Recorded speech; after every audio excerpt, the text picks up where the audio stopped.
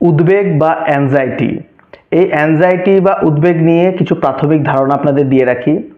সেটি হচ্ছে যে যেসব লক্ষণগুলো আমি বলবো, এই লক্ষণগুলো যদি 6 মাসের বেশি থাকে এবং 6 মাসের মধ্যে অত্যাধিকভাবে এই সিমটমসগুলি আপনাদের ভোগায়, তাহলে অবশ্যই কিন্তু অ্যাংজাইটি নিয়ে আপনাদের সচেতন হতে হবে।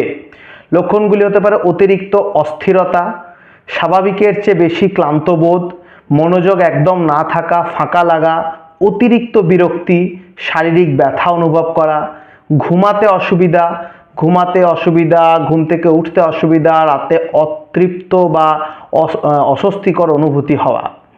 অ্যাংজাইটি নানা কারণে হতে পারে, চাকরির দায়িত্বের জন্য, কর্মক্ষমতার জন্য, নিজের স্বাস্থ্য বা পরিবারের স্বাস্থ্যের জন্য, আর্থিক বিষয় এবং অন্যান্য ডেইলি লাইফ অ্যাক্টিভিটিসের জন্যও কিন্তু অ্যাংজাইটি আসতে পারে। জেনারেলাইজ অ্যাংজাইটি ডিসঅর্ডারের অনেক সময় কিন্তু লোকের অতিরিক্ত ঘাম হওয়া, বমি বমি ভাব